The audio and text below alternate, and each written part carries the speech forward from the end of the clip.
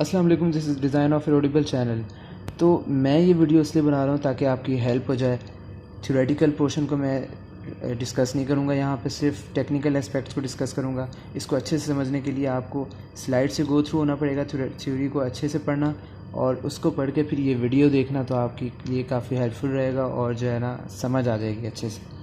अच्छा, अब design of erodible channel में के लिए मैं 3 वीडियोज़ बनाऊँगा। Kennedy's silt theory, Lindley's regime theory और लेसीज़ रिजीम थ्योरी। ये तीनों की अपना अलग अलग सेपरेट वीडियोस बनेंगी। तो अब मैं आता हूँ कैनेडी सील थ्योरी पे और उसको जो है ना अच्छा ब्रीफली करते हैं डिस्कस। अच्छा, ये एरोडेबल चैनल्स हैं क्या और इसको डिज़ाइन करने की नौबत क्या आई? एक्चुअली हुआ ये कि आज से 100 से 150 साल पहले जब कुछ ज़्यादा पेव्ड चीज़ें नहीं थी, तब जो है ना कैनाल्स जो उनको डिज़ाइन करने की नौबत आई और वो कैनाल्स थी अनपेव्ड थी। अब उनके जो सिल्ट थी ना वो होती थी इरोड वाटर के एक्शन की वजह से। तो तब ज़रूरत ये आई कि डिज़ाइन किया जाए इरोडेबल चैनल्स को इस तरह कि उसकी स्लोप इतनी ज़्यादा ना हो कि इरोजन ज़्यादा हो जाए, सिल्ट जाए ना ज़्यादा इरोड होना शुरू हो जाए, उसकी वजह से हमारी कैपेसिटी डिक्रीज़ हो जाएगी और डाउन स्ट्रीम पे, और स्लोप इतनी कम भी ना हो कि वाटर जो है ना वो अच्छे से ट्रांसपोर्ट ना हो पाए। तो इस वजह से उस वक्त के इंजीनियर्स और साइंटिस्ट ने थियरीज़ दी डिज़ाइन करने के लिए एरोडेबल चैनल्स को। वो हमने 3 पढ़ने हैं। एक उनमें से पहला जो है वो है Kennedy silt theory. Kennedy silt theory में जो है ना उसने हमें दे दी क्रिटिकल वेलोसिटी 0.84 y 0 की पावर 0.64 की। सही है। अब इसमें कुछ मुश्किल नहीं है। ये उसने दे दिए क्रिटिकल वेलोसिटी और ये दे दिए y चैनल की डेप्थ, और ये फॉर्मूला है जनरल, y की पावर ये हो गई और ये। अच्छा, क्रिटिकल वेलोसिटी मैं बताता हूँ। पहले इसको MKS सिस्टम में कर लेते हैं जो कि है मीटर किलोग्राम सेकंड, और अगर MKS सिस्टम में कन्वर्ट करते हैं तो आ जाता है 0.55 y की पावर 0.64। अब ये जो है ना ये MKS सिस्टम में हमारे पास आ गया। अब क्रिटिकल वेलोसिटी वो वेलोसिटी है जिस जिस वेलोसिटी के आगे सिल्टिंग शुरू हो जाती है, जिस वेलोसिटी के आगे अपनी हमारी जो सैंड है और जो हमारी सिल्ट है ना वो इरोड होना शुरू हो जाती है, ये वो वाली क्रिटिकल वेलोसिटी है। इससे पीछे पीछे वेलोसिटी रहेगी तो वो नॉन सिल्टिंग वेलोसिटी रहेगी। ये वो एक क्रिटिकल पॉइंट है, क्रिटिकल वेलोसिटी है जिस पॉइंट से सिल्टेशन जिसके आगे से स्टार्ट होना शुरू होगी। इसके आगे हमें उसने दे दी है क्रिटिकल वेलोसिटी रेशो, जिसको कहते हैं CVR। CVR उसने क्यों दी है वो मैं अभी थोड़ी देर में बताता हूँ। अच्छा, CVR को उसने MR से शो किया और ये है एक्चुअल वेलोसिटी और ये है क्रिटिकल वेलोसिटी। अच्छा, CVR की ज़रूरत इसलिए पेश आई कि किसी भी वेलोसिटी को देख के हमें पता लग जाए कि ये क्रिटिकल वेलोसिटी से कम है या ज़्यादा है। उसका सबसे बेहतरीन तरीका होता है कि हम उसकी रेशो निकाल लें। रेशो से क्या होता है, अगर MR ग्रेटर देन 1 है, इसका क्या मतलब है कि ग्रेटर देन 1 है, इसका मतलब ये जो वेलोसिटी एक्चुअल वेलोसिटी है ये क्रिटिकल वेलोसिटी से ज़्यादा है, और ज़्यादा है तो इसका मतलब ये है कि ये इरोड करने के काबिल है, ये इरोड कर सकती है चैनल की बेड को। और अगर ये MR होगा लेस देन 1 तो क्या मतलब है, क्रिटिकल वेलोसिटी ज़्यादा है और इसका मतलब ये एक्चुअल वेलोसिटी कम है इससे, तो फिर ये नॉन इरोडेबल वेलोसिटी होगी इसमें। तो ये चीज़ इसने जो है ना स्टडी की कैनेडीज़ ने, और इसमें आपको थ्योरी में मिल जाएगा कि उसने जो अपर बारी दुआब है वहाँ पर उसने देखा कि MR ग्रेटर देन 1 था, और जो है कैनाल्स में MR स्मॉलर देन 1 था, वो अलग स्टोरी है। खैर, फिर आ जाती है कटर्स इक्वेशन। कटर्स इक्वेशन उस ज़माने में जो है ना 2 इंजीनियर्स हैं, गिंगलेट एंड कटर्स, उन्होंने इक्वेशन दी। ये कंबाइंड इक्वेशन है। अब इस इक्वेशन से डरना नहीं है, इसमें जो है ना ये बहुत ही सिंपल इक्वेशन है। इसमें 2-3 अननोन्स हैं सिर्फ।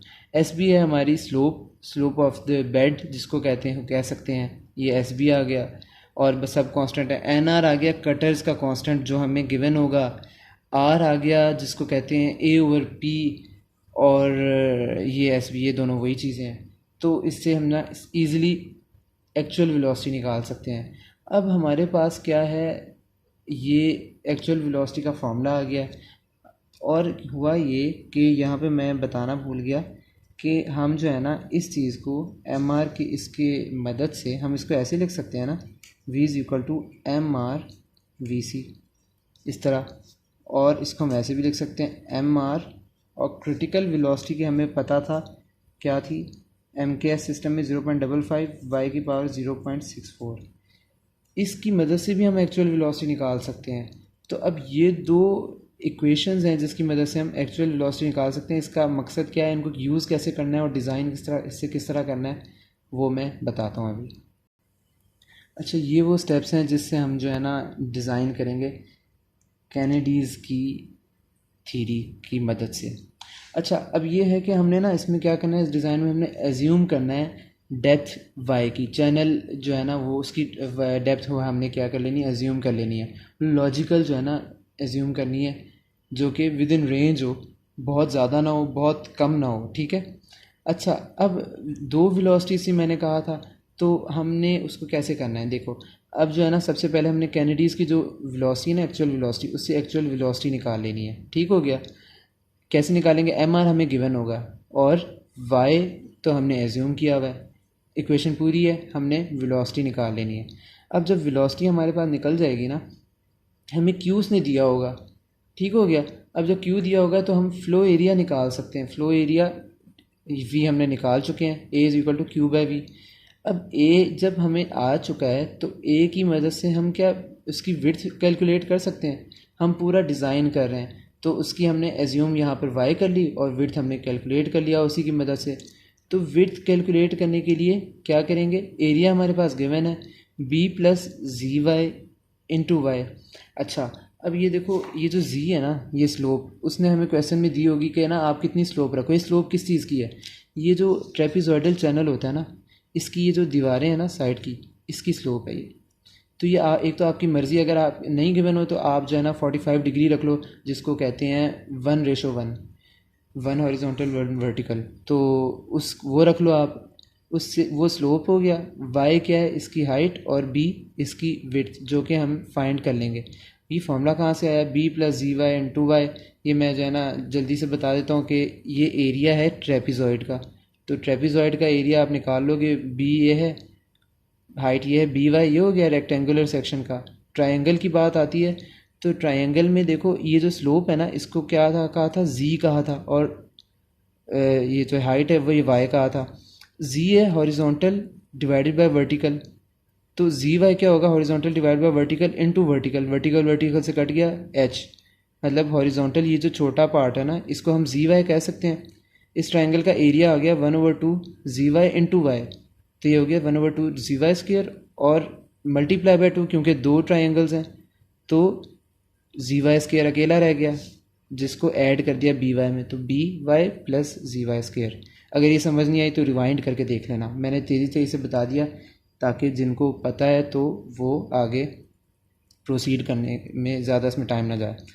अच्छा, अब ये पी है, ये क्या है, ये है पेरीमीटर ऑफ द चैनल। देखो ये जहाँ पे वाटर टच कर रहा है, ये बी आ गया, plus 2y into Y 1 plus G square. अब ये कैसे आया, ये जो है ना ज़्यादा डेप्थ में नहीं जाना चाहिए,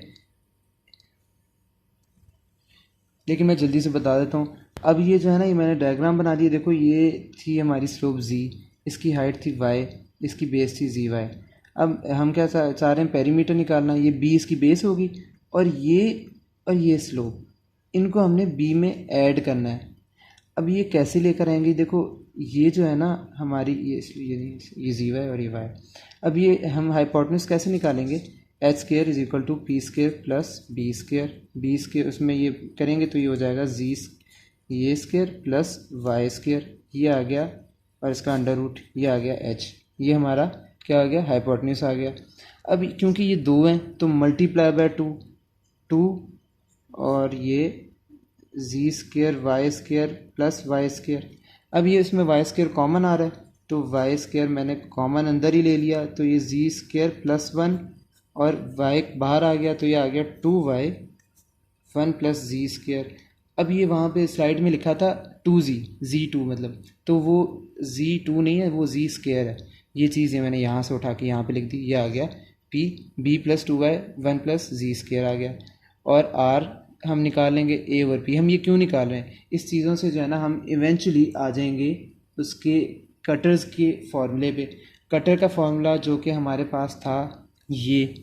अब इसमें देखो हमने R निकाल लिया, NR हमें गिवन होगा, SB हमें गिवन होगा, इससे हम वेलोसिटी निकाल लेंगे। अब हमारा डिज़ाइन कामयाब तब होगा जब हमने जो वी कैनेडी सील थ्योरी से जो निकाला था वो अगर इसके इक्वल आ जाए ना तो हमारा डिज़ाइन ओके है। और अगर इक्वल नहीं आता तो हम अपनी जो वैल्यू जो हमने एज्यूम की थी y उसको ज़रा सा ऊपर करेंगे, पॉइंट्स में ऊपर कर लेना तो हम अच्छी बात है। तो फिर जो है ना ट्राई कर लेना, वेलोसिटी ये वाली उसके इक्वल आ जाएगी तो हमारा डिज़ाइन ओके है। इस कैनेडी सील थ्योरी का जो मैं एग्जांपल है ना वो मैं डिटेल से उसकी नेक्स्ट अलग वीडियो बना के लगाऊंगा, जिसको अच्छे से समझ लेना तो कैनेडीज़ डन हो जाएगा इंशाल्लाह। ओके, खुदा हाफिज़।